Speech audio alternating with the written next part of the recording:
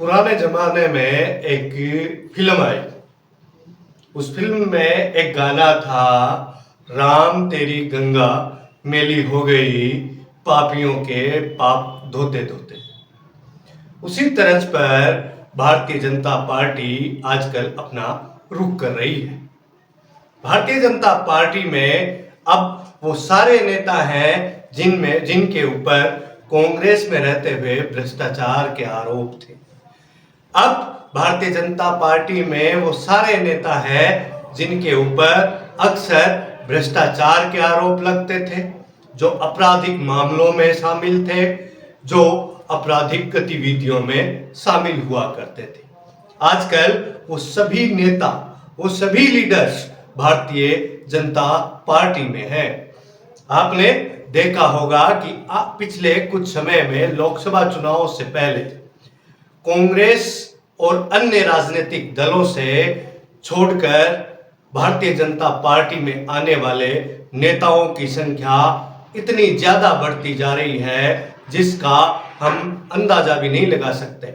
जब भी हम कोई अखबार पढ़ते हैं, जब भी हम कोई न्यूज़ देखते हैं, उसमें कहीं ना कहीं एक न्यूज़ ये जरूर होती है जिसमें ये कहा जाता है कि कांग्रेस के वो नेता या उस पार्टी के वो नेता या उस पार्टी के वो नेता भारतीय जनता पार्टी में शामिल हो गए, उस पार्टी को छोड़कर भारतीय जनता पार्टी में शामिल हो गए। उन सभी नेताओं की एक हिस्ट्री निकाली जाए, उस स्थिति में सभी नेताओं के ऊपर कोई ना कोई आपराधिक मामला या कोई कोर्ट में चलता हुआ कोई मामला अक्सर दिख ही जाता है। इसीलिए मैंने आज की टैगलाइन को मेरे शब्दों से शुरू किया। वो टैगलाइन थी कि राम तेरी गंगा मैली हो गई, इन पापियों के पाप धोते धोते। लेकिन भारतीय जनता पार्टी में अभी भी जान है, अभी भी भारतीय जनता पार्टी कई नेताओं के पाप धोने का काम कर रही है।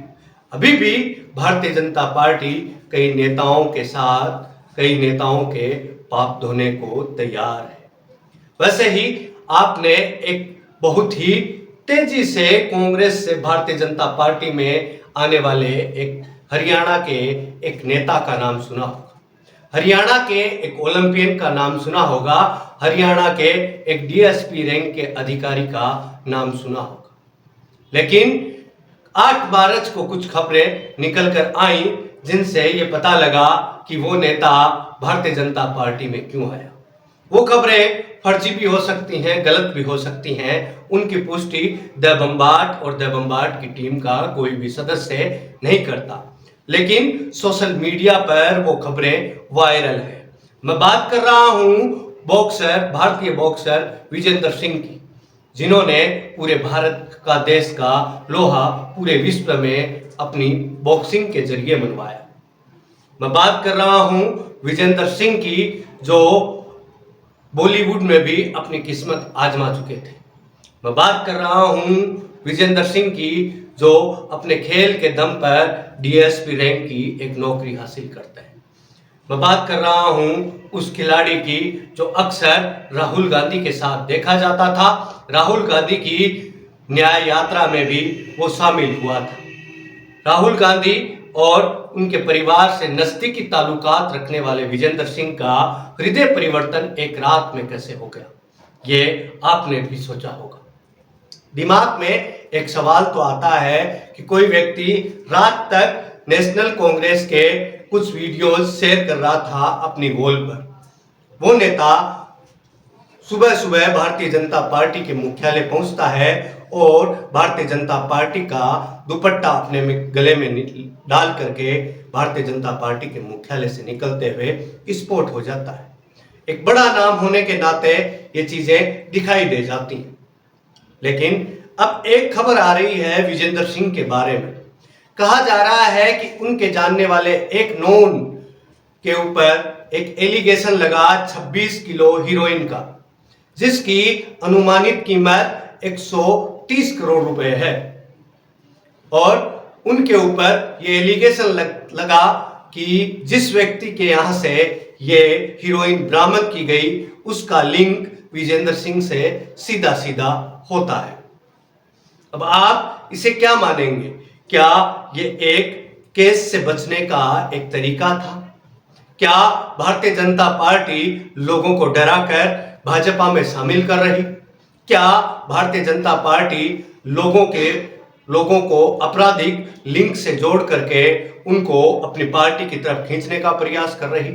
कहते हैं कि डरा हुआ विपक्ष, बिका हुआ पत्रकार कभी किसी भी देश में यदि ये हो तो ये उस देश की धुरी को कमजोर करने का प्रयास करते हैं।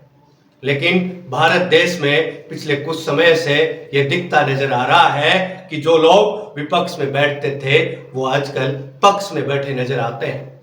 तो भारत का विपक्ष कमजोर होना ही था। वहीं हम बात करें कि पत्रकारों की, पत्रकार भी कहते हैं विपक्ष, कांग्रेस के मुखिया और कांग्रेस के जो नेता हैं वो अक्सर ये आरोप लगाते हुए दिख जाते हैं कि भारतीय जनता पार्टी ने पत्रकारों को खरीद रखा है। मीडिया को एक नाम भी दिया गया है, जो नाम है गोदी मीडिया। ये गोदी मीडिया भारत की मीडिया को क्यों कहा जाता है? कई लोगों का मानना है कि भारतीय जनता पार्टी ने पूरे मीडिया तंत्र को गोद ले रखा है और वो उसे गोद लेकर के अपने पक्ष में काम करवाती है। न्यायपालिका किस तरीके से काम कर रही है भारत की, ये आपसे छुपी नहीं है। कई लोगों का तो यह तक मानना है कि आने वाले समय में भारत में यदि भारतीय जनता पार्टी की सरकार बनती है तो इसके बाद चुनाव भी नहीं होंगे। ये विपक्ष के द्वारा लगाए जाने वाले आरोप हैं। वहीं कई यूट्यूबर हैं जो आरोप लगाते दिख जाते हैं कि आप नॉर्थ इंडिया की मजबूत शक्तियों को, मजबूत पार्टियों को आप चुनाव लड़ने लायक ही नहीं छोड़ रहे। ये भारतीय जनता पार्टी पर आरोप लगाते हैं।